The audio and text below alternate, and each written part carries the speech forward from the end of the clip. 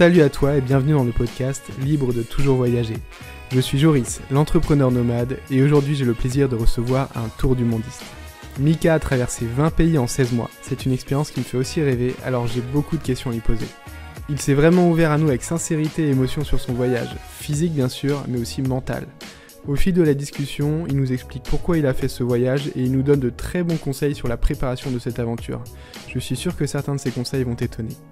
On parle ensuite de son voyage qui a commencé en Inde et fini aux États-Unis, en traversant l'Asie du Sud-Est, l'Océanie et l'Amérique du Sud. Tu sauras combien coûte un tour du monde et comment il s'est organisé pour se loger et se nourrir au quotidien. Mika va aussi nous dire pourquoi il a ressenti le besoin de partager ce tour du monde à travers un vlog en restant authentique. Il nous partage d'ailleurs un magnifique souvenir, un très beau moment de vie que seul le voyage peut offrir. Pour finir, Mika nous dévoile ce que lui a apporté ce voyage et comment il a géré le retour en France après avoir vécu quelque chose d'aussi enrichissant. Je suis certain qu'en écoutant ce podcast, tu vas avoir le sourire, des étoiles dans les yeux et une envie grandissante de partir toi aussi à l'aventure. Je ne te fais pas patienter plus longtemps et laisse place à Mika. Salut Mika, merci beaucoup de participer à ce podcast.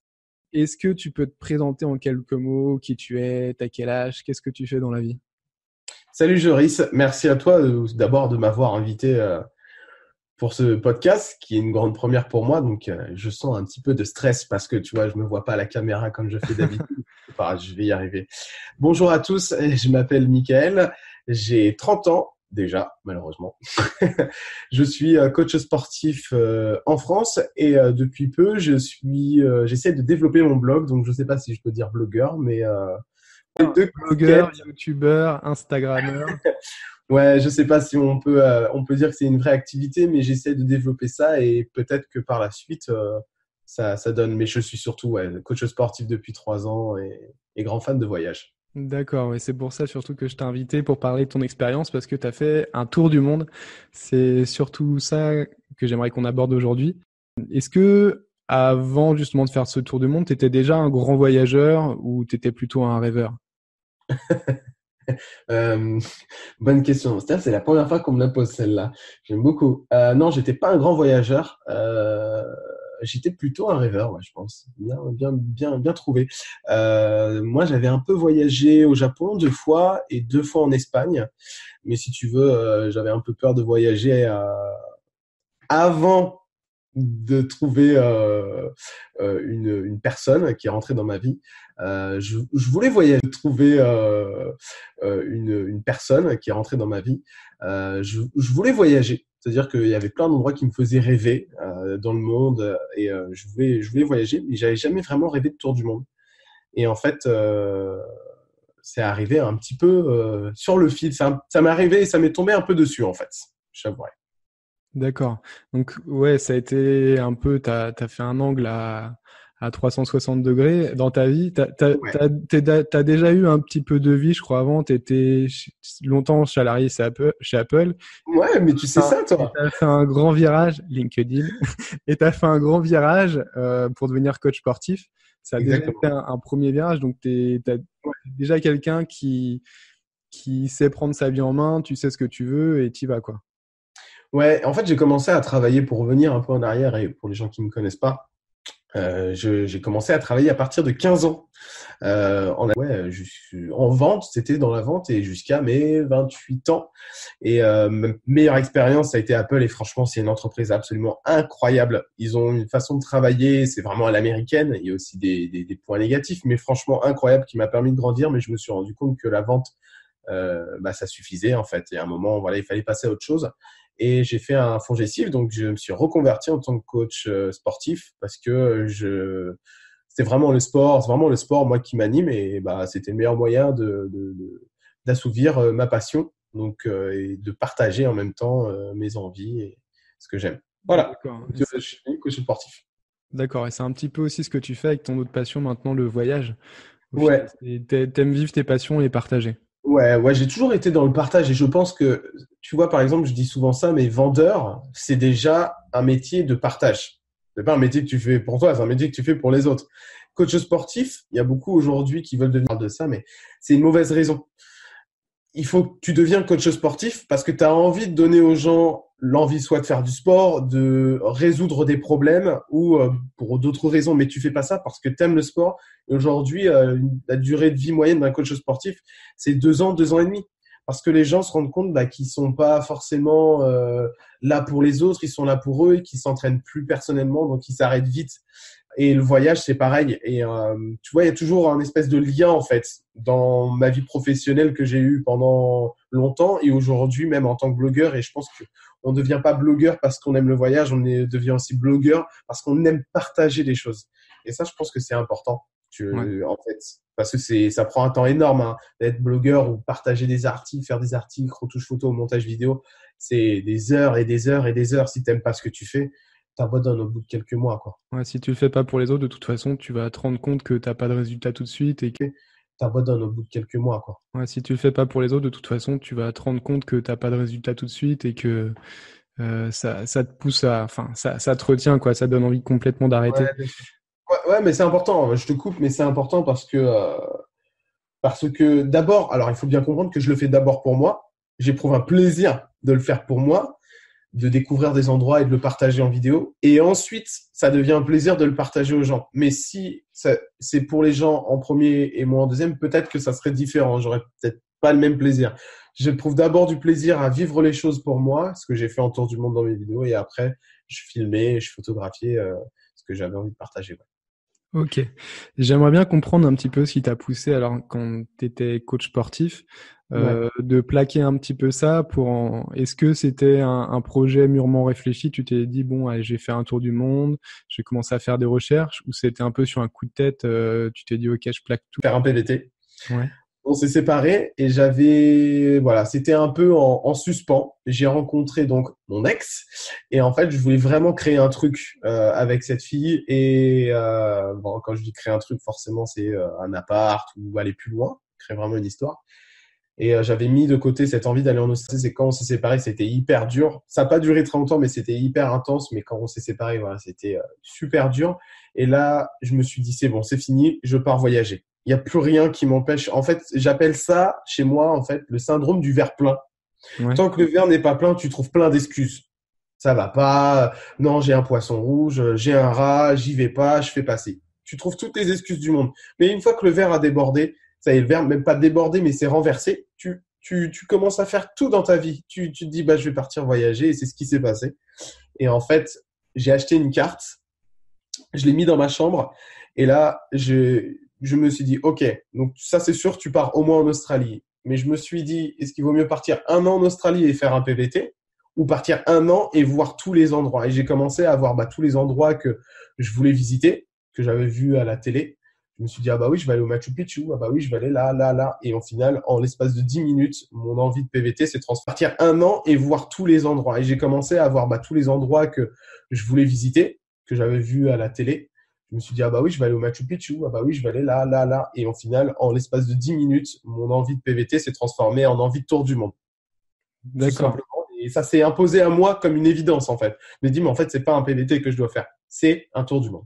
Et voilà, en 10 minutes, j'ai changé mon idée et voilà. Et je remercie cette personne qui est passée dans ma vie, en fait. Je lui en veux pas. Je remercie cette personne qui m'a aussi poussé à faire ce voyage parce que sans cette expérience, bah, je serais pas là à te parler et je serais pas, j'aurais jamais vécu ce que j'ai vécu, en fait. Donc, c'est un cadeau qui m'est arrivé dans ma vie. C'est pas facile parce que bah, c'est une séparation qui m'a été douloureuse, mais aujourd'hui, c'est un cadeau. Donc, merci à elle.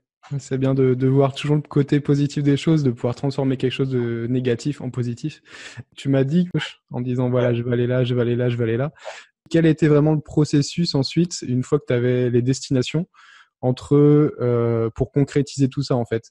Est-ce que tu t'es renseigné, tu es allé sur des blogs? Est-ce que tu as un petit peu des ressources à nous partager aussi pour préparer, j'imagine, quelqu'un qui écoute ce podcast, qui a l'envie aussi de faire le tour du monde? Qu'est-ce que tu donnerais comme conseil pour concrétiser cette idée?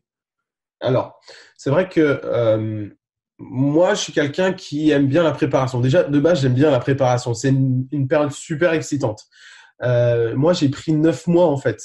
Il y a des gens qui peuvent prendre 1 mois, 2 mois. Mais en fait, je devais attendre 9 mois en fait pour finir le travail. Je voulais finir l'année dans mon travail. Je voulais avoir aussi le budget suffisant. Donc je me suis dit, ok, dans 9 mois tu pars. Donc ce que j'ai fait, c'est que j'ai regardé vraiment tout de A à Z. J'ai regardé pour les billets d'avion, est-ce qu'il fallait l'hôpital choisir pour trouver le moins cher, parce que les mêmes vaccins peuvent coûter du simple au double selon l'endroit où tu vas les faire. J'ai regardé le sac à dos, mais vraiment, je suis un fou furieux. Mais quand je te dis fou furieux, c'est intéressant. Je suis un peu comme toi, donc ça m'intéresse de voir justement tout ce que tu as pu organiser. Mais tout en fait. Par exemple, le sac à dos, j'avais vu des magazines. Tu as des magazines aux États-Unis précis sur l'équipement outdoor, mountain, etc. et qui te donnent un classement tous les ans des meilleurs sacs à dos. Je suis allé les voir au Vieux Campeur à Paris. Je suis allé 3 fois. Je les ai d'abord vus, testés. Ensuite, je prends pas ma décision tout de suite. J'y retourne pour revoir est-ce que vraiment j'ai eu la bonne sensation au premier abord. Et ensuite, j'ai pris mon sac à dos. Je vois les gens. J'ai pas vu beaucoup de blogs. Moi, j'ai vu des sites un peu. Il y a des sites qui m'ont beaucoup aidé. Ça a été Tour du Mondiste. Il est absolument génial. Leur site est vraiment top. Ce qu'ils font. Et ensuite ça a été d'autres sites, Amazon. Je regarde beaucoup les avis des gens en fait. Par exemple aussi l'assurance, où j'ai regardé les avis, commentaires clients, qu'est-ce qu'ils disent. J'ai fait un comparatif entre les remboursements, c'était moins cher d'avoir celle-ci ou celle-ci. J'ai pris mon temps, et en fait quand tu as du temps pour le faire, c'est juste que tu vas te libérer d'éventuels soucis qui peuvent t'arriver pendant ton tour du monde. Et à titre d'exemple,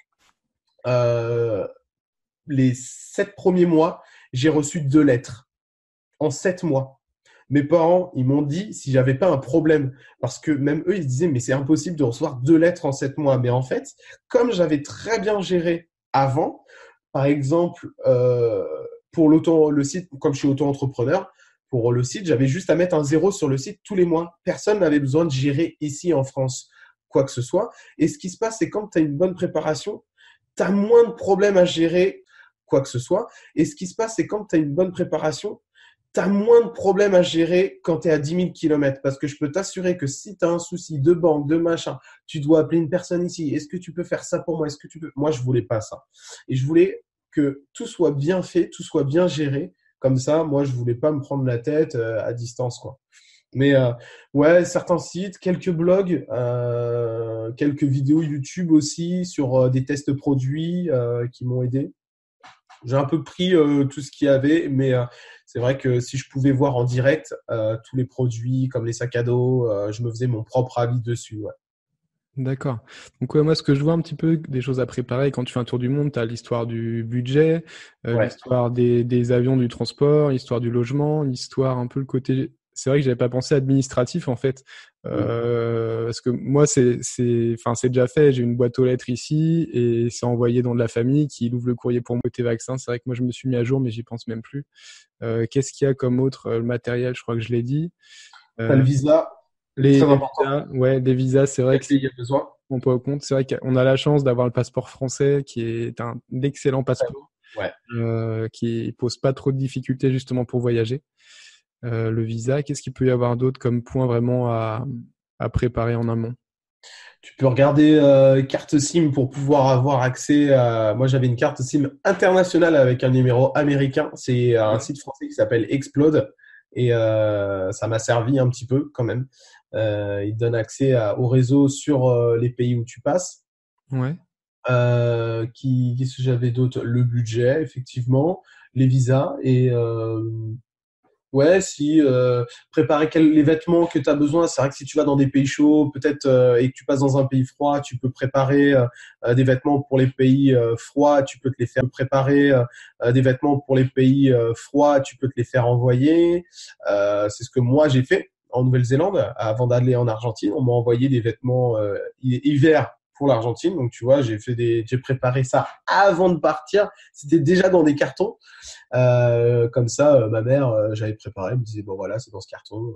Elle l'a pris, elle l'a envoyé. Donc, ça, c'était bien fait. Mais ouais, non, c'est à peu près tout. C'est à peu près tout.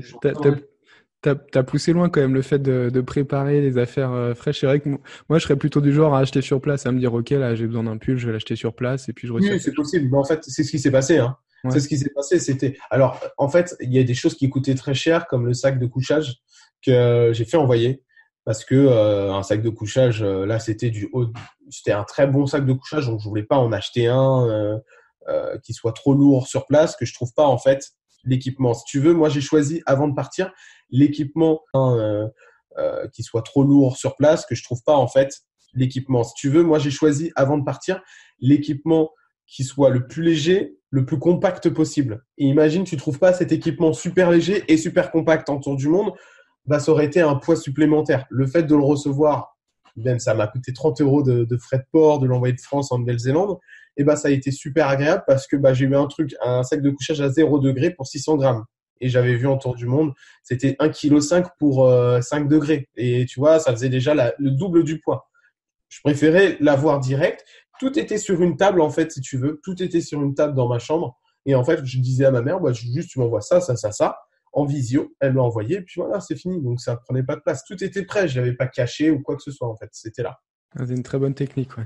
Mais Ouais. c'est vrai que le poids est quelque chose de très très important quand on voyage en sac à dos. Moi, je le fais moins. Je voyage beaucoup, mais je reste en short, qui est léger, des choses qui sèchent vite aussi. Le Euh, mérino. ouais, le mérino, ça prend pas l'odeur.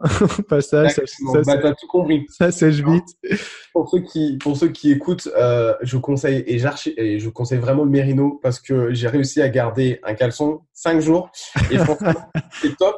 Mais en fait, quand tu dis ça, les gens on se dit ah mais c'est dégueulasse. Mais en fait, c'est dégueulasse parce que le coton, qui est la matière la plus répandue, je pense, ou synthétique, ça sent très vite au bout de 2 jours si tu sues. Mais comme le Mérino, tu sues pas, tu n'absorbes pas c'est antibactérien, tu peux les porter plusieurs jours et donc ça n'a pas tu peux les garder plus longtemps. Donc franchement, ça coûte cher, mais alors c'est top le Mérino. Ça sera le, le titre du podcast. J'ai porté un caleçon pendant 5 jours.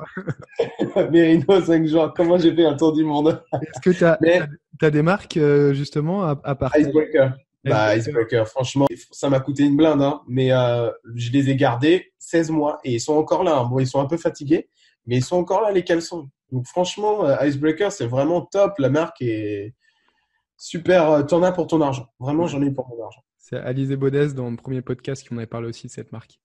Ah ouais, mais Ouais. marque néo-zélandaise. Ouais. Merino, c'est la laine de mouton néo-zélandais, en fait. Donc c'est validé comme marque. Ok. Ah non, mais totalement. Ils ont toute une boutique sur Auckland. Ils ont une méga boutique Icebreaker qui est incroyable. Bon, les prix aussi sont incroyables. Mais bon, enfin, Ouais. tu sais, Tu ça, changes pas c'est au cher. bout de 2 semaines, quoi. Mais le caleçon m'a coûté 20 balles. Hein. Ah oui, Un d'accord. caleçon, c'est 20 euros. Hein. Justement, aussi, il y a une question budget. Moi, avant de partir, cette année, j'ai pris une carte multidevise. Il y en a plusieurs. Il y a Revolut, TransferWiz. Est-ce que c'est Ouais, quelque chose que tu avais? ouais. N26, j'avais 26 aussi. N26. Écoute, Cette année, j'ai pris une carte multidevise. Il y en a plusieurs. Il y a Revolut, TransferWiz. Est-ce que c'est ouais, quelque chose que tu avais? ouais, N26, j'avais 26 aussi. N26. Écoute, je l'ai. Alors, oui, alors, on n'a pas dit tout à l'heure dans la préparation, mais la banque, c'est aussi important. Ce que j'ai fait, c'est que j'avais une carte N26. Alors, j'ai 3 cartes. J'avais ma carte caisse d'épargne, mais que j'ai pas utilisée parce qu'ils n'avaient pas d'option internationale. Elle est arrivée pendant mon tour du monde. Donc, ce que j'ai fait, c'est que j'ai ouvert un compte. Je voulais vraiment une banque physique où je pouvais vraiment les appeler ou qu'on pouvait les voir en direct s'il y avait quoi que ce soit. Et en fait, moi, j'ai ouvert un compte à la Société Générale et Société Générale te propose une option Jazz International qui te permet d'enlever les frais bancaires de la banque ici en France. Parce que D'accord. si tu n'as pas cette option, tu as 2 frais. Tu as un premier frais qui est le retrait de la banque dans le pays où tu es et un deuxième dans ta banque, de ta banque française. Le premier frais, tu peux pas le zapper, ça c'est sûr et certain, sauf s'il y a un accord entre ces deux banques, mais c'est pas si courant que ça. Et le deuxième frais, tu peux justement l'éviter si tu as une option comme là j'avais pris Jazz International qui était à 7 euros par mois. Ah oui, c'est vraiment rien du tout par rapport aux frais qu'on peut avoir quand on tire de l'argent à l'étranger. Exactement. Donc moi, j'avais ouvert un compte bancaire et en fait, l'avantage, c'est que j'avais même pas à payer la carte Société Générale parce qu'elle était gratuite la première année. Donc ça, c'est une astuce que si certains s'intéressent. Comme j'ai ouvert un compte en banque à la Société Générale, ça a été gratuit. J'en avais à payer que l'option de Jazz International à 7 euros. Ouais, c'est super. Moi aussi, là, je suis super content aussi de TransferWise là que j'utilise. Ma Ouais. carte, ça coûte rien du tout. Et là, par exemple, je vais partir en Bulgarie, je vais faire un virement en euros dessus. J'ai ouvert un compte bulgare en un clic. Paf, le compte était Ouais, là. c'est C'est juste cool. à mettre de l'argent. Et les taux de change sont vraiment très faibles aussi. Donc c'est sûr, ils vont pas prendre la Mastercard ou je sais pas. Exactement. Faire une carte, n'importe quoi. Si t'as plus d'argent, que t'es à l'autre bout du monde, t'es très très mal. Alors, Visa, j'avais chez Société Générale et ensuite j'avais ouvert un compte N26 qui m'a pas beaucoup servi puisqu'au final, la Société Générale a géré dans tous les pays du monde. J'ai vraiment eu aucun souci, mais je l'ai fermé en rentrant de tour du monde puisque j'en avais plus besoin. Et j'ai gardé la N26 qui est un compte gratuit où tu as aussi un système de retrait, 2 euros par retrait. Donc, ils ont fait d'autres systèmes maintenant avec des comptes pro plus haut de gamme. Mais je suis resté sur un truc basique qui me suffit pour l'instant. On va attendre pour mes prochains voyages si je pars longtemps. Mais comme je reste dans l'Union européenne pour l'instant, je ne vais pas avoir de souci. Ok. On va revenir donc sur ton tour du monde. T'es Ouais, parti pendant un an complet, 16 mois. 16 mois. Alors, est-ce que tu peux nous faire rêver un petit peu, nous dire qu'est-ce que tu as fait comme pays? Alors, alors, Tu peux nous faire rêver un petit peu, nous dire qu'est-ce que tu as fait comme pays? alors, alors, rêver, je sais pas, mais en tout cas, j'ai fait Paris-Inde. Alors déjà, j'ai mis les pieds dans le plat. Enfin, C'est le vraiment changement. Ouais. une face. Ah ouais, quand tu commences un voyage, c'est vraiment très, très, très agressif. Mais je suis très content parce que déjà d'une, j'aurais pas pu le faire à la fin de mon voyage. Ça aurait été juste invivable. Je n'aurais pas accepté. Et de deux, finalement, c'était le pays le plus dur de mon voyage, mais c'est le pays où j'ai le plus appris. Alors, je te fais pas rêver, mais c'est le pays où j'ai le plus appris parce que c'est le pays totalement différent de la France, où juste de l'eau potable, c'est une ressource incroyable, ou d'avoir un frigo ou des choses qui pour nous peuvent être simples, ou un chauffage pour les serviettes. C'était juste vraiment la galère. Et là, tu reviens vite sur tout ce que la France t'apporte, et c'est un pays incroyable. Mais c'est une aparté après. Donc j'ai fait l'Inde, Calédonie et Nouvelle-Zélande. Et pour finir, j'ai fait l'Amérique du Sud où je suis allé en Argentine, Uruguay, Brésil, Chili, Pérou, Bolivie, Équateur, Colombie et j'ai fini au Mexique où je suis rentré. J'ai fait 3 jours aux États-Unis, je le compte quand même parce que j'ai quand même fait 3 jours aux États-Unis. Voilà. Et je suis rentré en France après 16 mois. Ouais. Donc ça fait pas mal de pays, ouais. Ça fait 20 pays. C'est assez fou. Et comment tu logeais sur place? Bah, hostel, des backpacks en fait. C'est très très très simple en Asie et en Amérique du Sud. Tu as des hostels, des auberges de jeunesse où tu dors dans des dortoirs, mais ils proposent aussi maintenant, ils sont montés de gamme, où ils proposent aussi des chambres simples, beaucoup moins chères qu'un hôtel. J'en ai pris quelques-unes, mais sinon la plupart du temps c'est hostel. Et en moyenne en Asie, on est sur ouais, entre 4 et 6 euros une chambre de 6, 8. Sinon, la plupart du temps, c'est hostel. Et en moyenne, en Asie, on est sur ouais, entre 4 et 6 euros. Une chambre de 6, 8 personnes max. Et alors, par contre, en Océanie, là, ça pique. On est plutôt dans les 15, entre 15 et 20 euros. Et après, en Amérique du Sud, ça descend. On est plus à 6, 7 euros dans ces eaux-là, ouais. Et c'est super simple. J'ai géré avec Booking.com. Dès que je savais que j'allais changer d'endroit, bah, je réservais tout de suite mon prochain hostel, ma chambre. Et puis voilà, c'est d'une simplicité incroyable. D'accord. Et ça t'est arrivé d'avoir des galères, de dormir dehors, dans une tente ou je sais pas? J'aime bien parce que quand je rigole comme ça, je m'étonne moi-même parce que je pense à des choses qui s'est passées pendant le voyage. Et bah, écoute, j'en ai bien une. Ça m'est pas arrivé beaucoup, mais j'en ai bien une. Quand je suis parti en Inde pour aller au Népal, je suis arrivé au Népal dans la ville de Pokhara, qui est la deuxième plus grande ville au Népal. Et je suis arrivé à 3 heures du mat. Et j'avais pas d'internet pour réserver d'hostel, j'avais rien du tout, hein, mais vraiment rien. Et, euh, et en fait, le taxi, je lui dis, bah, je sais pas, vous avez un truc? Il me dit, oh, je sais pas, c'est fermé et tout. Très, très, très. Ouais, on était dans le flou. Et dans ma tête, j'avais déjà passé un mois de voyage et je me suis dit, ok, t'as pas d'hostel, t'as pas de chambre pour dormir. c'est quoi le truc? Tu vas rester dehors, il y a un lac dehors, il y a des bancs. Ouais. Sur le coup, j'avais super peur quand je suis arrivé dans la ville. Il me dit, je suis pas sûr. Le mec, finalement, il me dit, attendez, il trouve quelqu'un, il dit, bah c'est bon, vous avez trouvé un hostel. Puis j'avais pas d'hostel à 3h. À 3h30, il me trouve un hostel. Je dors dans une chambre énorme avec un lit king size pour 8 ou 9 euros. Et je dis, bah écoute, les peurs et les craintes que j'avais ont disparu en fait. Parce que une heure avant, je me suis dit, je vais aller dormir dehors. Et une heure après, je me retrouve dans un lit king size. Tu vois, dans un hostel super propre pour 9 euros. Et non, il m'est pas arrivé vraiment. C'est vraiment le seul moment parce que au final, je gérais plutôt pas mal mes hébergements puisque je réserve la veille ou l'avant-veille. C'est vraiment le seul moment, je pense, où je savais pas si j'allais dormir dans un endroit ou pas. Voilà. D'accord.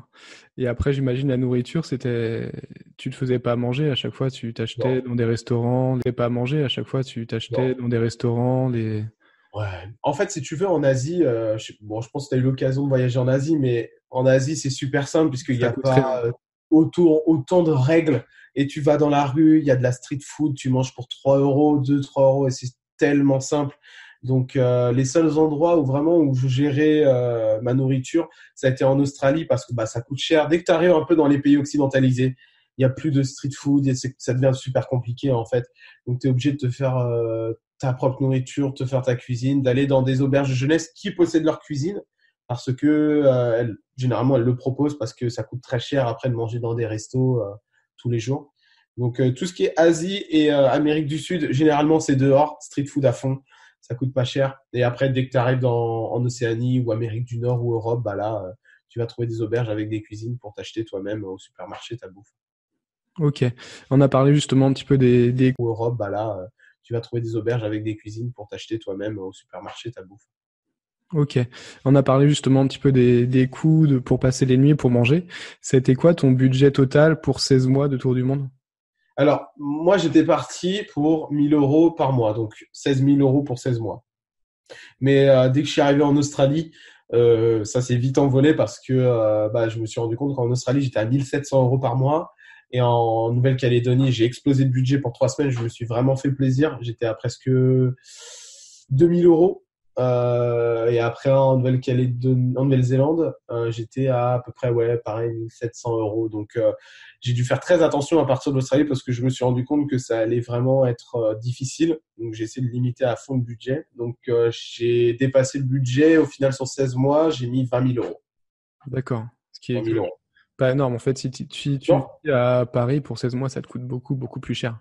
en hébergement et en bouffe, ah bah, largement. T'es pas loin de 20 000. Je crois que j'avais calculé, moi, ici, sur la région parisienne, sur un appartement de 700 euros, on était à 12 000 euros juste de location. Ouais. 12 000 euros. Donc, oui, non, c'est pas cher. Mais je les avais prévus. Enfin, ils étaient là. Je voulais pas les toucher. Mais je les ai touchés. Alors, il faut savoir que si dans ces 20 000, j'ai acheté de l'équipement pour essayer de faire un peu mieux mes vidéos. Donc, voilà, si j'enlève l'équipement, je crois que je suis à 18 500 ou 19 000. Mais Voilà. t'es quand même resté bien. Faut savoir Ouais, que ouais, ouais. Ouais, vraiment. je crois que pour faire un tour du monde, tu peux aller facilement du simple au double. Ça dépend un peu de ce que tu manges, où tu veux dormir.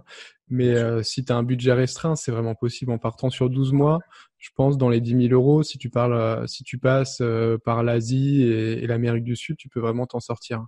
Bah, pour donner un titre d'exemple, s'il y a des gens qui sont intéressés et qui vont voyager, en Inde, j'ai fait utiliser sur un mois 350 euros.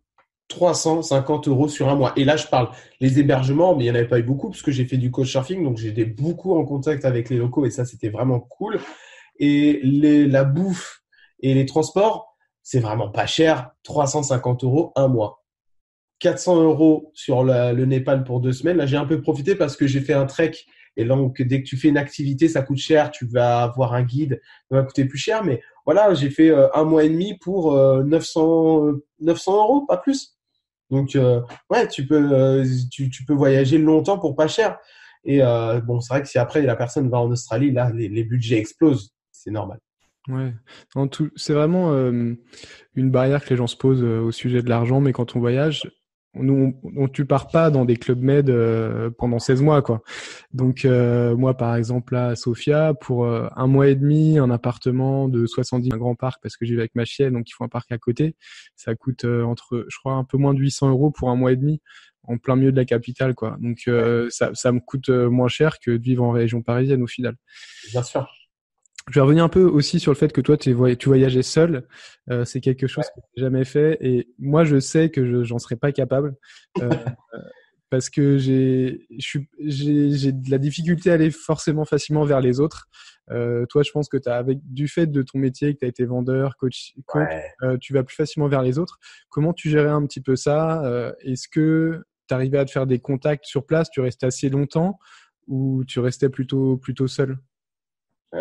Il faut savoir un truc, et je vais rassurer toutes les personnes qui se posent des questions sur est-ce que c'est facile de trouver quelqu'un, est-ce que tu te sens seul.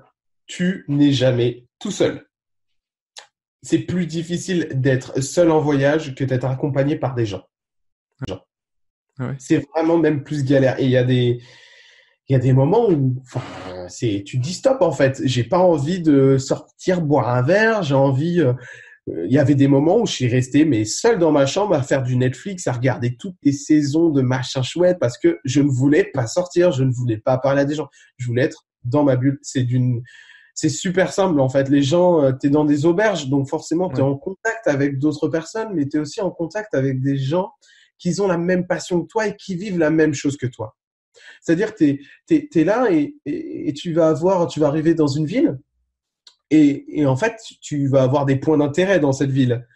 Et dans l'auberge de jeunesse, les gens se parlent, ils mangent ensemble, ils boivent un coup ensemble, et tu vas entendre quelqu'un qui dit « Ah bah demain, je vais aller là, qui veut venir ?» Eh bah voilà, moi je viens. On partage les frais de taxi, les frais de van, et en fait, c'est d'une simplicité incroyable d'être avec d'autres personnes. Donc ouais, c'est en fait parce que j'étais fermé. Mais quand je te dis fermé, c'est pas simplement je reste dans ma chambre ou dans mon lit. C'est vraiment d'un air fermé, vraiment pas content, ne me parlez pas, etc. Pour vraiment être dans ma bulle. Mais si t'es ouvert, mais que tu sais dire bonjour, ça va, ou des choses, enfin normales en fait. Hein. Si t'as au moins l'ouverture de dire bonjour aux gens, les gens vont venir vers toi. Tu fais quoi là? Tu t'appelles comment? Tu viens d'où? Ah, j'adore Paris. Ah, j'adore ci. Ah, bah, tu veux pas venir demain avec moi? Tu veux pas qu'on vienne? On est 3 à 4 à y aller. Enfin, voilà. Faut vraiment être hyper fermé pour que les gens viennent pas te parler. Sinon, ils vont au moins, si tu, au moins tu sais, tu fais le premier pas ou dire bonjour, entretenir un contact naturel, bah, ça se fait simplement, ouais. Ça se fait très simplement. Et justement, au niveau de la langue, tu parlais principalement anglais, j'imagine, et espagnol en Amérique du Sud. Est-ce que tu maîtrisais déjà ces langues? Simplement, ouais. Ça se fait très simplement. Et justement, au niveau de la langue, tu parlais principalement anglais, j'imagine, et espagnol en Amérique du Sud. Est-ce que tu maîtrisais déjà ces langues ou tu as appris quelques bases un petit peu en cours de chemin? Écoute, je sais pas si je peux dire que je parlais anglais, mais en fait, ce que j'ai fait, c'est que j'ai pris quelques cours à Paris dans une école qui, je leur fais pas de pub, mais c'est juste pour dire, une école Wall Street English. Et en fait, j'ai eu des cours là-bas pendant 5 mois. J'ai fait des cours. Ça m'a pas mal aidé. J'ai compris pas mal de choses, mais j'avais pas un anglais comme je parle aujourd'hui, c'est sûr et certain. Et en fait, l'espagnol, alors. Encore moins, zéro, nada, vraiment, mais que dalle. Et en fait, quand je suis arrivé, bah, t'as pas le choix, en fait, de parler en anglais. Alors, j'ai vraiment parlé en anglais pendant au moins, 8 mois, 9 mois. Et en fait, même en Inde, en Thaïlande, en Birmanie, tous les pays où, en tout cas, où ils ont l'habitude des endroits en anglais. À moins que tu pars dans un village paumé, au fin fond de la Birmanie, personne ne parlera anglais. Mais vraiment, c'est super simple. Et en fait, tu te rends compte que t'as pas le choix de parler anglais. C'est une nécessité parce que si tu parles pas anglais, personne ne parlera français avec toi. Ouais. Et tu vois, en fait, je comprenais pas ce que les gens me disaient en Inde. Déjà, les Indiens, quand ils parlent anglais, c'est pas facile. Faut s'accrocher. Mais les autres qui étaient d'origine anglophone, quand ils parlaient, je leur disais, décompose, écris-moi. Et tu sais ce que je faisais avec leurs mots? Je dis, qu'est-ce que tu as dit là? Ok, alors pas agressivement, hein, faut pas entendre le côté agressif, mais qu'est-ce que tu as dit comme mot? Je dis ok, et en fait j'écrivais les phrases où j'écrivais le mot et j'enregistrais le mot à chaque fois. Et le lendemain je revenais dessus et tous les jours j'apprenais un nouveau mot. tu vois. Et j'essayais d'employer ce mot dans mes phrases. Et en fait, au fur et à mesure, il a dit ça, d'accord, ce mot-là, et ça veut dire ça, d'accord, ok, très bien. Et en fait, c'est comme ça, et des fois, voilà. Et je me suis rappelé que, attends, mais oui, j'avais écrit ce mot-là il y a 3 semaines. Je l'avais oublié, mais je l'ai repris. Et comme ça, j'ai enregistré plein de mots. Et au final, j'ai commencé à construire mes phrases. Et après, en Australie, j'ai parlé anglais. En Australie, c'est là où ça s'est vite amélioré, puisque c'est un pays anglophone de base. Ouais, c'est vrai que même quand tu te retrouves, moi ça m'est arrivé dans le fin fond de la Birmanie à dormir chez des locaux où ils parlent pas du tout anglais, t'arrives quand même à te comprendre quoi. Exact. Je me souviens quoi, un petit verre de rhum et puis on chantait des chansons. Tu trouves toujours le moyen de te faire comprendre dans tous les cas en montrant des choses. Et c'est même là des fois que tu passes les meilleurs moments au final. Oui, bien sûr. Mais bien sûr, quand tu comprends pas tout, mais qu'au final, ça passe par des regards, ça passe par des rires, ça passe par des gestes. Plus Ouais. compliqué, peut-être, c'est l'espagnol parce que vraiment, là, je partais de zéro et au final, j'arrivais à avoir des petites conversations, mais je comprenais vraiment bien l'espagnol à la fin au Mexique. Donc, regard, ça passe par des rires, ça passe par des gestes. Plus Ouais. compliqué, peut-être, c'est l'espagnol parce que vraiment, là, je partais de zéro et au final, j'arrivais à avoir des petites conversations, mais je comprenais vraiment bien l'espagnol à la fin au Mexique. Donc, comme quoi, au bout de 6 mois, 7 mois, moi, je suis vraiment, je suis l'exemple même du mec qui te dit, ah non, c'est pas possible et tout. Mais en fait, comme t'es en train de pratiquer, le plus important, c'est de pratiquer. Et quand tu pratiques, ça vient. Même Ouais. si tu fais des erreurs, ça vient, en fait, à force de pratiquer. Et ce qui m'a beaucoup aidé, c'est de regarder les séries en anglais, donc bien avant le voyage. Et pendant le voyage, j'ai beaucoup regardé de séries en espagnol. Je pense à Narcos, Mm. mais en version originale. Et ça entraîne l'oreille, tu vois. Et avec les sous-titres aussi parfois, mais c'est des petites astuces que moi j'ai eues. Non, c'est vrai que moi j'ai aussi plus appris l'anglais en regardant des séries sous-titrées anglais que pendant les cours d'anglais. Ah ouais, Je, non, mais c'est je sûr. te confirme que ça rentre, tu profites et t'apprends la langue sans vraiment. Je sais que moi pour le coup j'ai de la famille espagnole, donc l'espagnol je maîtrise, mais Facile. l'espagnol d'Espagne. Et quand j'arrive en Amérique du Sud ou en Amérique centrale, des fois tu fais What? Qu'est-ce qu'il me raconte? Il bouffe tous les mots, il parle hyper vite. Le desayuno argentin ou chilien, je n'ai pas compris du premier coup, hein. Non, c'était vraiment dur, ouais. Vraiment dur. Ouais, Et non, mais je te aussi confirme. leurs petites expressions, comme nous, on peut avoir quelques mots en verlan. Un Anglais qui vient en France, qui parle français, il parle souvent mieux français que nous. C'est Euh, sûr. donc t'as un petit peu ce décalage là, mais c'est assez marrant. T'as aussi été dans un film qui s'appelle Génération Tour du Monde, Yes. qui est venu un petit peu faire en quelque sorte un reportage. Alors j'ai pas vu ce film, j'ai juste vu Oh. que t'en as parlé. Est-ce que tu peux nous dire un petit peu de quoi ça parle, comment tu as été contacté par les personnes qui ont fait ce film Ouais. et ce que t'apportes toi un petit peu dans ce film? Ouais. T'es contacté par les personnes qui ont fait ce film Ouais. et ce que t'apportes toi un petit peu dans ce film? Ouais.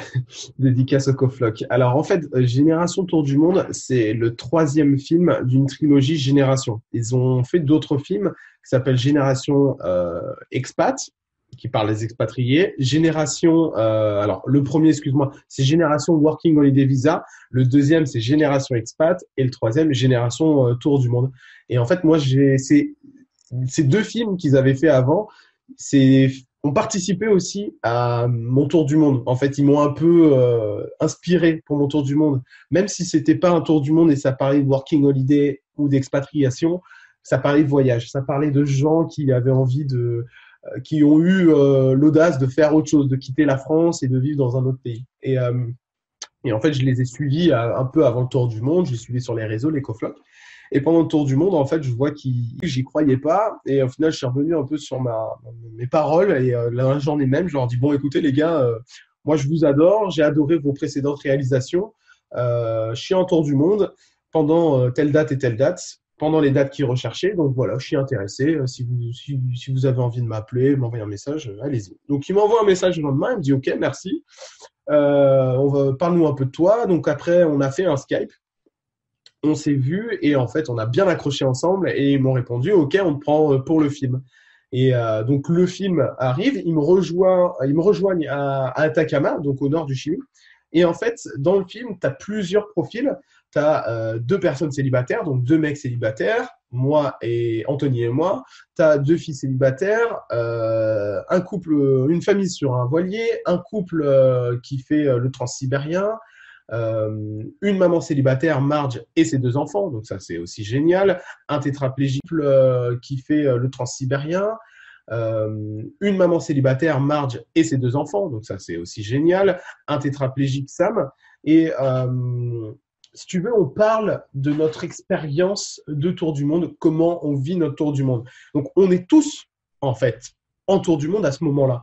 Et Sam, qui est tétraplégique dans son fauteuil, qui fait le tour du monde, n'a pas vécu le même voyage que moi, qui est célibataire. Et c'est Inès, qui est aussi une femme, n'a pas vécu le même voyage que Florence, qui fait le tour du monde en stop depuis 5 ans. Tu vois ce que je veux dire? Et en fait, on nous pose des questions et on met en avant, avec des paysages incroyables, dans le film, et on répond, bah voilà, qu'est-ce que ça apporte le voyage, les réactions des familles, et on a tous notre manière à nous de voir et de parler et de voir les choses en voyage, quoi. Ça, c'est génial parce que bah, il envoie du rêve, ce film, hein. Même moi, je savais que ça allait faire ça faisait écho aussi à mon voyage, à mes vidéos, et je voulais vraiment partager de ma manière, à ma manière, ce film, et ça m'a apporté beaucoup de plaisir, et bah, beaucoup de gens maintenant me connaissent grâce à ce film, en fait. Ouais. Et où est-ce qu'on peut le voir, ce film? J'ai vu qu'il y avait eu quelques projections au cinéma, des projections privées. On peut le télécharger, le voir en ligne, tu sais, non? Ouais, en fait, si tu veux, il a été fait, il est gratuit, ce film. Il a été fait par et pour Internet, en fait. Et en fait, tu le trouves sur YouTube, Génération Tour du Monde. Genre, il arrivera en premier en tête de liste. Et il est visible, direct, sans problème. Nous, en fait, on a fait des projections. Alors, il y en a eu des privés et des publics. En fait, aussi, on en profite pendant les apéros voyageurs, qui sont des moments de rassemblement avec plein de gens. Et en fait, on en a fait une. En tout cas, ça se voit quand t'en parles avec le C'est sourire. incroyable. Mais moi, je revois les images et je revois ce qu'on a vécu ensemble. C'est juste un moment absolument incroyable et ça nous laissera des souvenirs et ça nous a unis, en fait, tous ensemble. On a un truc qui nous unit, tous les 10 ensemble, et il y en a encore 3 qui sont en tour du monde. Et vraiment, vraiment, ça donne une énergie et j'ai reçu des messages absolument incroyables et des gens qui m'ont dit grâce à toi. Et ça, c'est pour ça que j'ai fait blogueur. C'est au final que quand je reçois des messages qui me disent grâce à toi, je pars faire un voyage. Bah merci. Enfin, c'est exactement le pourquoi je fais ça et le pourquoi j'ai participé à ce film-là, tout simplement. Super. On va revenir justement au fait que tu aies mis ton aventure sur YouTube et sur un blog. Ouais. Moi, ce que j'aime bien faire quand je vais voir la chaîne de quelqu'un, c'est d'aller voir la première vidéo. On va revenir justement au fait que tu aies mis ton aventure sur YouTube et sur un blog. Ouais. Moi, ce que j'aime bien faire quand je vais voir la chaîne de quelqu'un, c'est d'aller voir la première vidéo.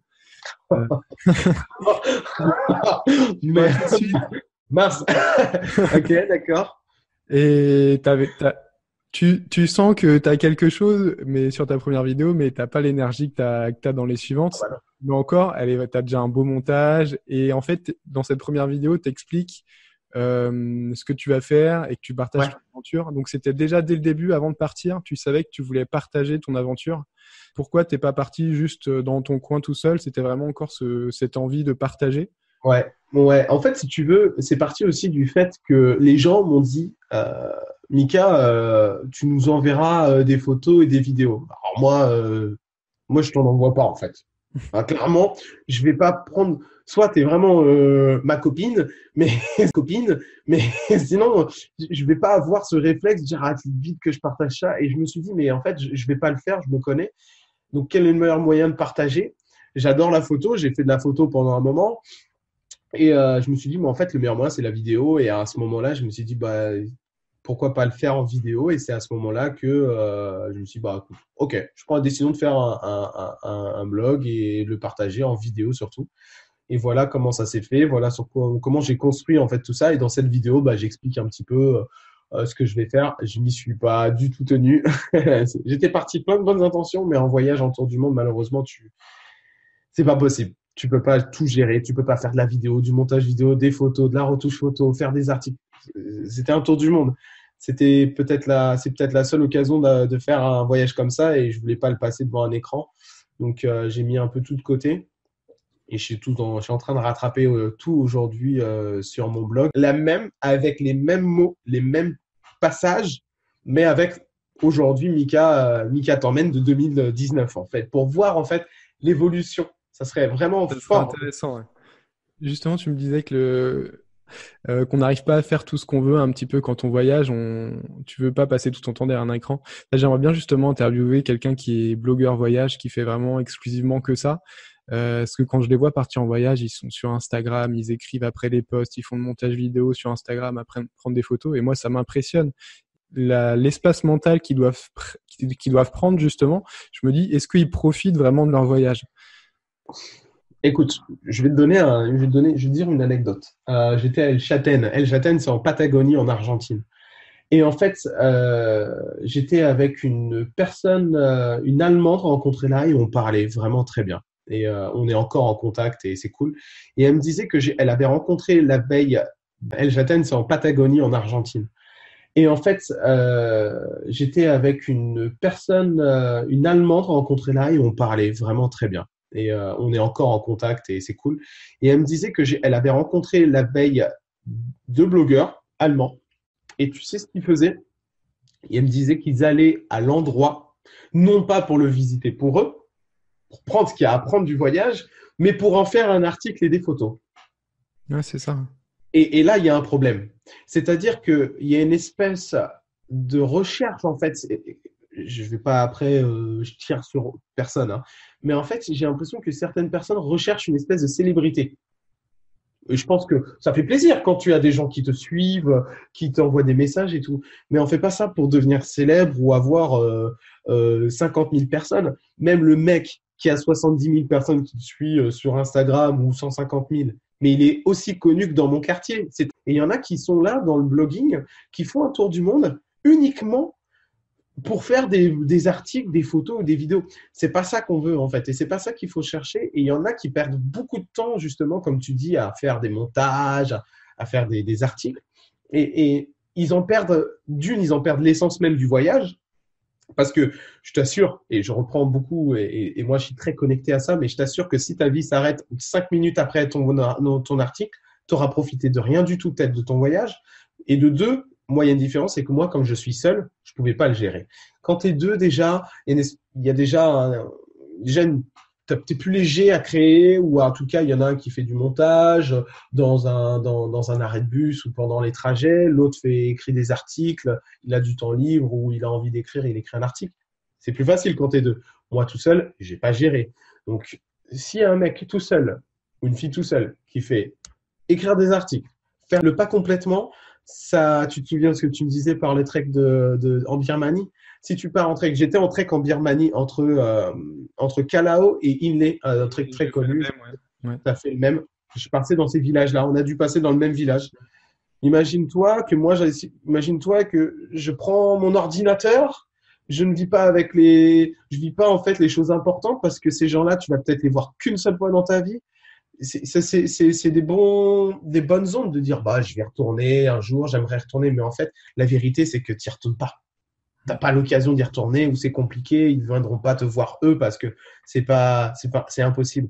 Donc t'as qu'une seule chance de pouvoir vivre ces choses-là. Dommage de les vivre de la soirée devant un ordinateur. Ouais. Moi, je suis respectueux de ce que les gens peuvent produire, mais quand même, il faut se rendre compte de ce que tu vis et que t'as qu'une seule chance de vivre ça, quoi. Non, je suis tout à Même fait. si t'es deux, hein. Même si de ce que les gens peuvent produire, mais quand même, il faut se rendre compte de ce que tu vis et que tu n'as qu'une seule chance de vivre ça, quoi. Non, je suis tout à Même fait. si tu es deux, hein. Même si Je tu suis es deux je suis personnes. totalement aligné avec tes pensées sur ce sujet-là. C'est que quand je suis des personnes sur Instagram qui sont vraiment genre blogueurs voyage, des couples qui font que ça, et tu dis, mais en fait, j'aimerais bien être derrière eux pour voir vraiment ce que c'est leur réalité au quotidien. C'est vas-y, attends, refais la photo, non, celle-là elle est mieux. Ils passent leur temps à faire des photos, ok, la photo est faite, on va à un autre spot, on va faire une autre photo. Et toi, c'est vraiment ce que j'ai bien aimé sur ta chaîne YouTube, c'est que T'es pas là à montrer l'endroit super. On voit que t'es dans la rue, tu parles à la caméra et tu parles des émotions que t'as, voilà, ce que t'as vu. C'est un peu ce que je fais aussi sur mon Instagram quand je voyage. Je fais quelques stories. Je fais aller 3-4 stories par jour. Ça me prend 2 minutes et je dis voilà où je suis, ce que j'ai fait, c'est cool. Je montre 2-3 trucs, 2-3 photos, mais je vais pas au montage, me mettre faire un peu un scénario de ma vie et montrer quelque chose qui n'est pas la réalité, quoi. Alors, je vais te donner une dernière anecdote par rapport à ça. Il y a deux blogueurs, je connais l'histoire, ils ont fait un trek. Alors, c'est deux blogueurs amis qu'ils ont vu deux blogueurs qu'ils avaient rencontrés dans l'hostel. Ces blogueurs-là préparaient la veille les vêtements qu'il fallait pour le trek, à la fin du trek. Et si tu veux, en fait, arriver tout en haut, la nana se changeait pour mettre une robe, mettre des belles chaussures, pour faire les photos devant le super beau paysage, genre hyper naturel. C'est-à-dire que la nana, elle avait fait 10 kilomètres, elle avait transpiré, et en fait, elle n'a pas montré vraiment qu'elle était en pantalon de trek et en truc. Elle a montré qu'elle était en robe. Elle a fait 10 kilomètres de trek en robe, et avec des espèces, des scarpins, je sais pas ce qu'elle avait dans les pieds, mais elle ne montre pas la fait de rendre les choses plus belles, mais les choses qu'elles ne le sont pas, en fait. Mm-mm. Mais ça fait des belles photos sur Instagram, ça fait des super belles photos. Et les gens sont fans de ça. Mais les gens sont fans de ça parce qu'ils se disent ah bah super, elle est super belle devant ce paysage, mais ça reproduit pas la réalité en fait. Et c'est dommage parce que tu perds un truc important en fait. Ouais. Donc toi c'est vraiment sur ta chaîne YouTube en tout cas c'est beaucoup beaucoup plus authentique. Et c'est encore une fois ce que pour ceux qui cherchent pas des Instagrammeuses, tu ne verras pas Mika poser avec son dernier petit maillot de bain et ses petites sandales sur la plage. C'est rare. Non.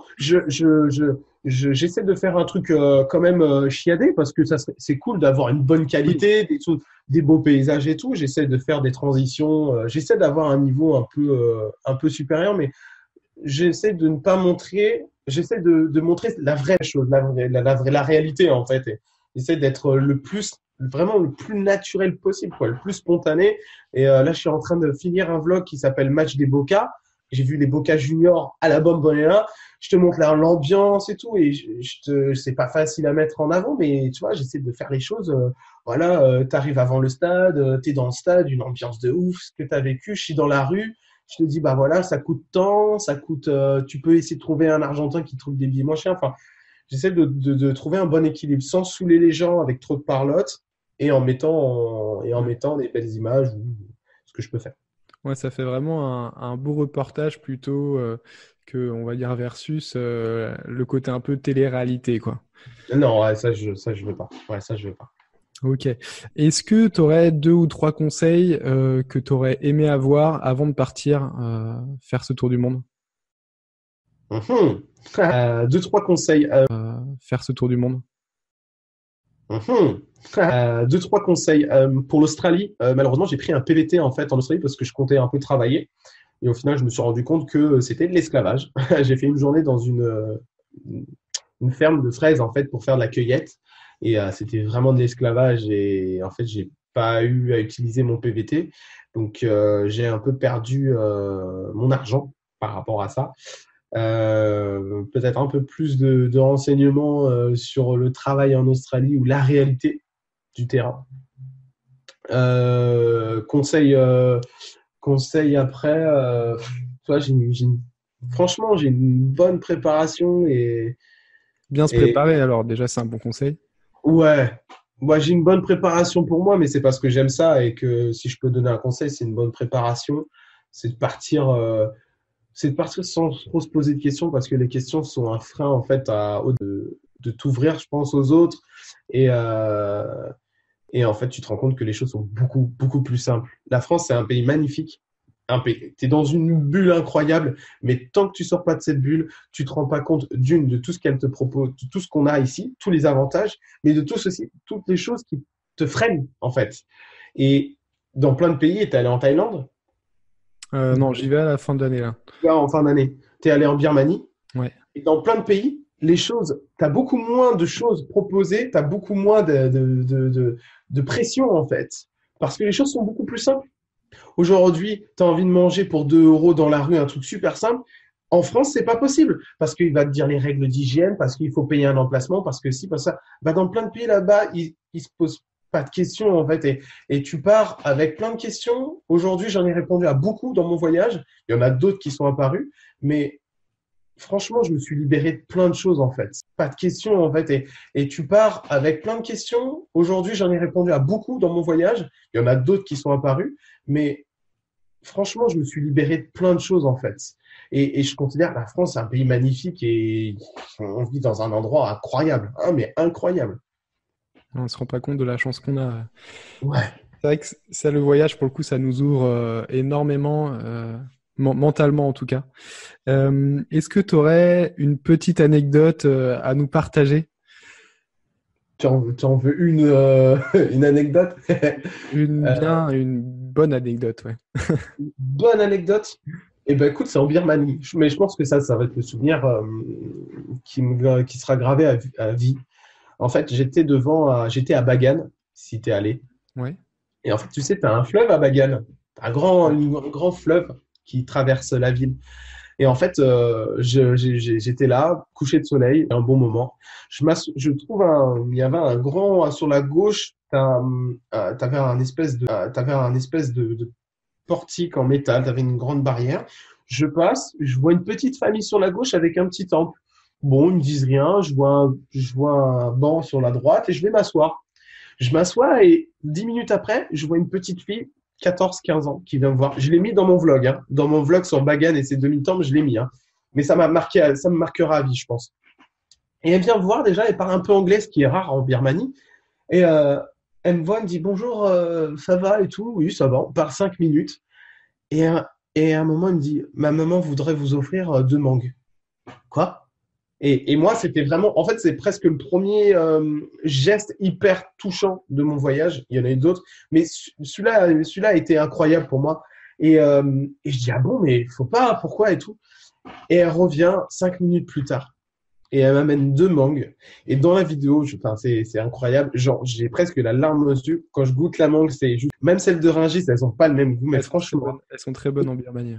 Mais ça a été juste un moment intense parce que elle me dit ça c'est pour vous, elle m'amène une assiette complète avec 2 mangues coupées, etc. Coupées, hein. Et elle parlait pas anglais la maman, mais je dis non non, je vais pas manger, partage, on mange tous ensemble et on passe un super moment où on rigole, où en fait il y a une espèce de bien-être personnel, mais aussi un bien-être humain parce que tu te rends compte que des choses comme ça, elles existent. Et c'est pas simplement des légendes ou quoi. C'est vraiment et de le vivre. Tu sais, souvent on voit dans une émission Pékin Express, il dit les gens qui ont rien donnent beaucoup. On l'entend, on le voit, mais on le ressent pas. Quand tu le vis et quand tu le ressens, ça te prend vraiment. On l'entend, on le voit, mais on le ressent pas. Quand tu le vis et quand tu le ressens, ça te prend vraiment au trip. Et là, tu te dis, ah ouais, donc ça existe vraiment. C'est vraiment possible, en fait, le partage entre humains. Et ça te redonne confiance et tu dis que le monde, il n'est pas si horrible que ça. Ouais. Ah, c'est vraiment quelque chose que j'ai ressenti aussi justement en Birmanie, où tu sens qu'il y a une pauvreté énorme et que c'est vraiment ceux qui ont le moins qui donnent le plus. Et toi, t'en es presque gêné, mais tu vois dans leurs yeux que ça leur fait tellement plaisir. Et au final, c'est juste du bonheur en barre, quoi. Tu profites et c'est beau, quoi. C'est des Bien très, sûr. très beaux moments, ouais. Et ce truc-là, ça marquera à vie. Et j'ai qu'une hâte, c'est de revenir en Birmanie, revenir à cet endroit et voir cette fille parce que j'ai envie de lui montrer le vlog que j'ai fait. J'ai qu'une envie, c'est de revenir la voir et lui dire, ben, regarde ce que tu m'as apporté. Et j'ai grandi ce jour-là, hein. J'ai vraiment grandi. Et regarde ce que tu m'as apporté, regarde ce que j'ai mis dans le vlog. Merci à toi. Ah, ça, c'est des choses vraiment. Je m'attendais pas à ça avant de partir, hein. Tu vois, c'était une vraie surprise et je me suis dit, ah ok, c'est donc ça le voyage en fait. Ouais. C'est Ah, c'est ça. très beau, ouais. J'ai une autre question que j'aime bien poser, que j'essaie de poser régulièrement dans le podcast. Imagine-toi dans 50 ans, qu'est-ce qui te ferait dire, OK, j'ai réussi ma vie? C'est que je pense que si je dis dans 50 ans, c'est que je suis heureux en fait. Dans 50 ans ou à 50 ans? Dans 50 ans. Dans 50 ans, j'aurai 80. C'est que je suis heureux. C'est que je suis heureux avec moi-même en fait. J'ai trouvé la paix intérieure. Clairement, j'ai trouvé une paix intérieure. j'ai peut-être un petit peu perdu en route, mais que j'essaie de retrouver ces derniers temps. Euh, mais j'ai trouvé une paix intérieure. Et en fait, je me dis que je suis heureux, en fait, que j'ai rien à regretter. Et tu vois, s'il y en a ceux qui écoutent et qui ont envie de voir le film et qui sont intéressés pour voir le film, mais de toute façon, je vous pousse à aller le voir. Vous êtes obligés. Je mettrai rien de toute façon en dessous. C'est que je dis un truc, mais en fait, si je te dis cette phrase-là maintenant, qui est l'élément le principal, ça va dévoiler, ça va spoiler le film, en fait. C'est ouf, en fait, parce que je ressens les mêmes choses aujourd'hui que pendant le voyage tour du monde. Tu vois, comme quoi les choses sont imprégnées aujourd'hui. Mais moi, je pars sans regret aujourd'hui. Je pars sans regret. Dans 50 ans, à 80, à mon dernier souffle, mec, ça, c'est pas dans le film, je pars avec le sourire. Quand je partirai, le dernier instant, je partirai avec le sourire, je me dis que j'ai réussi ma vie. Aujourd'hui, les gens, ils sont toujours à se dire, j'ai pas fait ci, j'ai pas fait ça. La vie, elle est courte. Ma vie, elle peut s'arrêter dans 5 minutes, là. Dans 5 minutes, ça peut être fini. Mais j'ai réussi ma vie. J'ai tout ce que j'avais envie de faire, je l'ai fait. Et ce que j'ai pas pu faire, c'est parce que j'ai pas eu le temps de le faire. J'ai d'autres envies, et c'est juste parce que c'est pas encore le moment. Mais aujourd'hui, tout ce que j'avais envie de faire, c'est pas encore le moment. Mais aujourd'hui, tout ce que j'avais envie de faire, je l'ai fait. Et au dernier instant, mon pote, mais je partirai, mais j'aurai le sourire aux lèvres. Et là, j'ai réussi ma vie. Sans regret. J'ai tout délivré. Et il faut comprendre un truc, c'est qu'on n'est qu'un passage, tu vois, sur Terre. La Terre ne nous appartient pas. On ne fait qu'emprunter un passage. Qu'est-ce que tu fais de ce passage? On ne fait que délivrer et de partager ce qu'on nous a appris. Tes parents, tes grands-parents, tes arrière-grands-parents. En fait un effet d'échelle qui se partage de fil en aiguille. Ce que toi tu partages, ça doit être le meilleur pour la suite, pour les prochaines générations, pas le plus mauvais. Et aujourd'hui, qu'est-ce que j'ai à partager? Le bonheur du voyage, le bonheur de ce que t'apporte beaucoup de choses de la vie, c'est tout. Et ensuite tu pars, tu dis moi j'ai fait ça, j'ai amené le bon, c'est tout ce que je veux. Voilà, je partirai le sourire aux lèvres. Je suis d'accord avec toi. Pas de regret, être heureux et partager justement.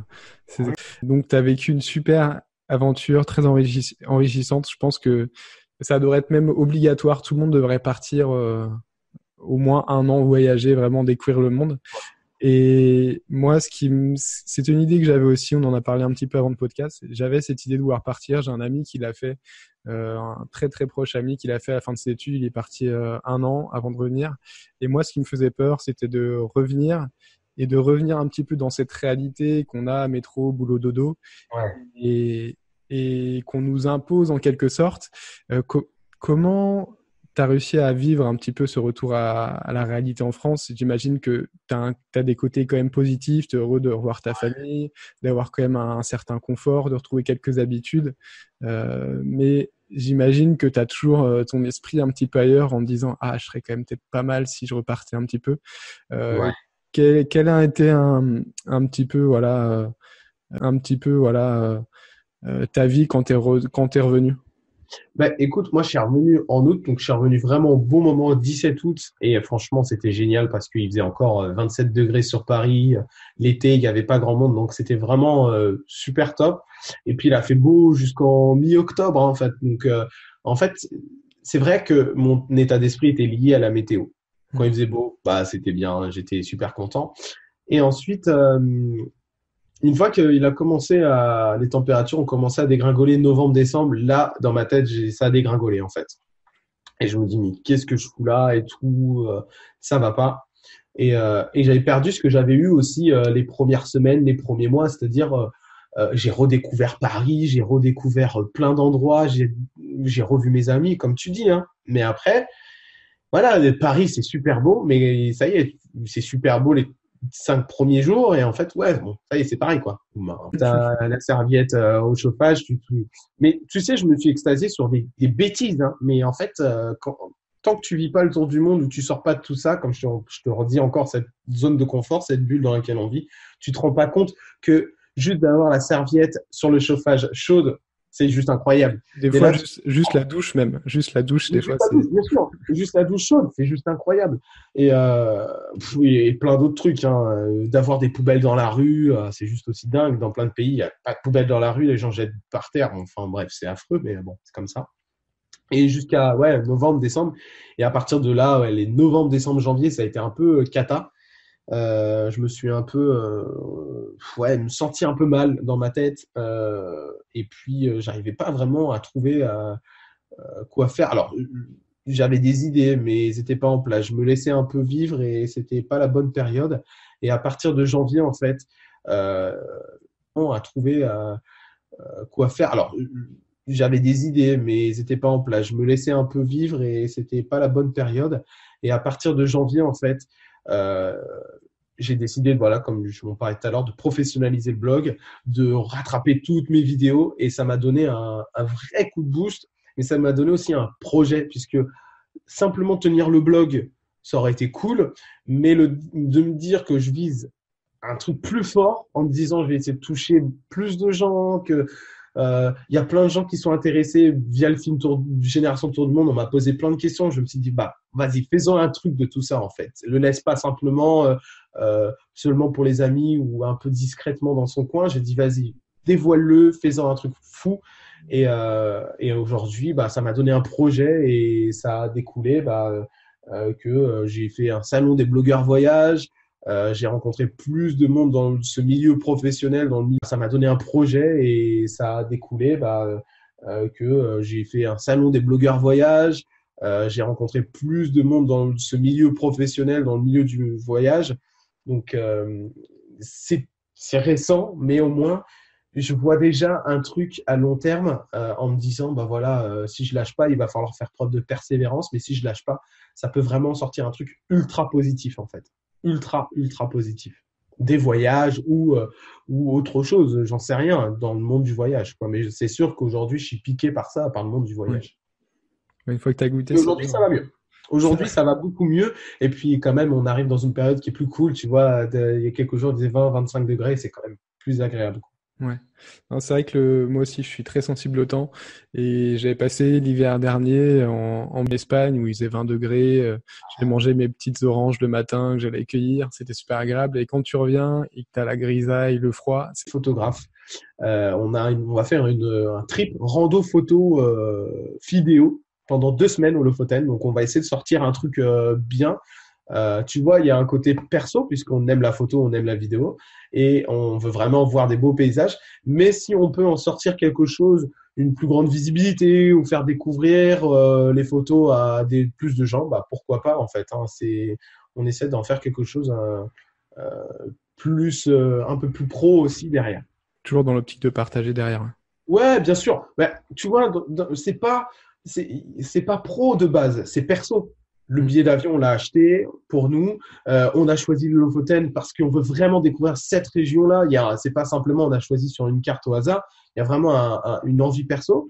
Mais après, si on peut et délivrer forcément aux gens. Mais après, si on peut en sortir quelque chose qui nous intéresse, parce que clairement, il faut pas se le cacher. Les mecs vivent pas. Mais après, si on peut et délivrer forcément aux gens. Mais après, si on peut en sortir quelque chose qui nous intéresse, parce que clairement, il faut pas se le cacher. Clairement, il faut pas se le cacher. Les mecs vivent pas d'amour et d'eau fraîche dans le monde du voyage.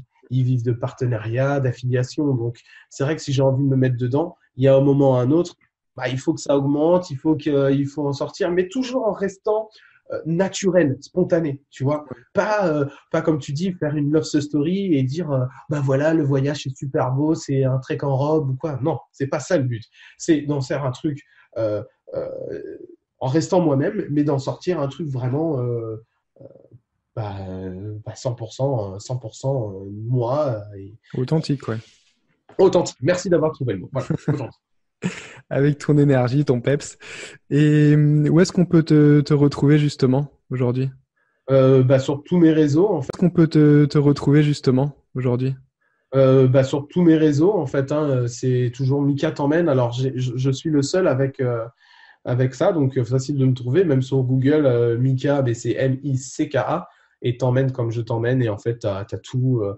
T'as le site internet, t'as l'Instagram, le YouTube, le Facebook. Et après, tu sais, il y en a, j'ai posé la question, il y en a qui sont plus Instagram, il y en a qui sont plus YouTube, il y en a qui sont plus site internet.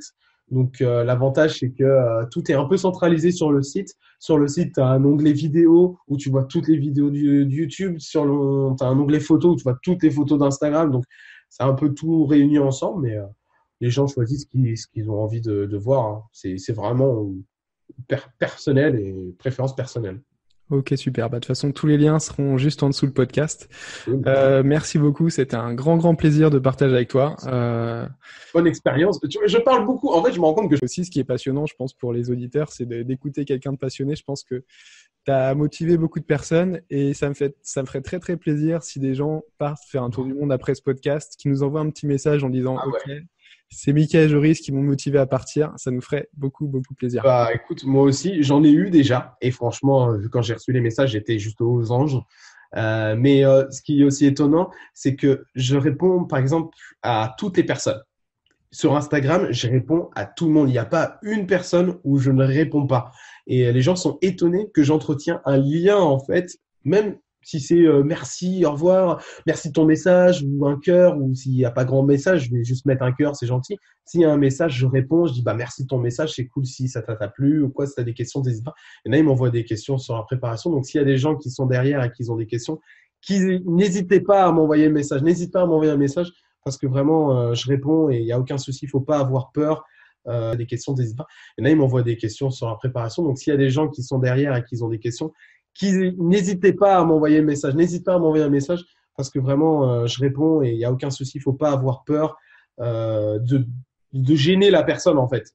Parce que sinon, j'ai disais ça dans le story, sinon, je ne ferais pas ça, en fait. Je ne partagerais pas. Je mettrais mes comptes sur du privé. Je mettrai ça pour mes amis et je ne le publierai pas en public si c'est pas pour partager ou pas pour répondre, en fait. Surtout pour répondre. Ouais. Donc allez-y, si vous voulez faire un tour du monde, vous avez des questions, allez embêter Mika et il t'emmènera en tour du monde. Yes. Ou Joris, allez l'embêter aussi. Il a pas fait de tour du monde, mais c'est pas grave. Il connaît un peu. Un peu. Merci beaucoup. Merci à toi, Joris. C'est moi qui te remercie pour ce premier podcast qui était vraiment génial. Ça me plaît bien. J'aime beaucoup. J'aime pas mal.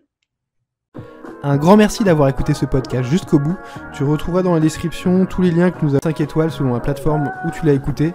Ça va vraiment m'aider à diffuser ce podcast au plus grand nombre. Et n'hésite pas à t'abonner vraiment si tu veux écouter à nouveau les prochains podcasts où j'interviewerai des nomades digitaux et aussi des grands voyageurs. Pour ma part, tu peux me retrouver sur Instagram principalement à entrepreneur-nomade ou sur mon site entrepreneurnomade.com. Tu peux télécharger aussi dans la description mon e-book gratuit Libre de toujours voyager où je te partage mon expérience de nomade digital. À très vite.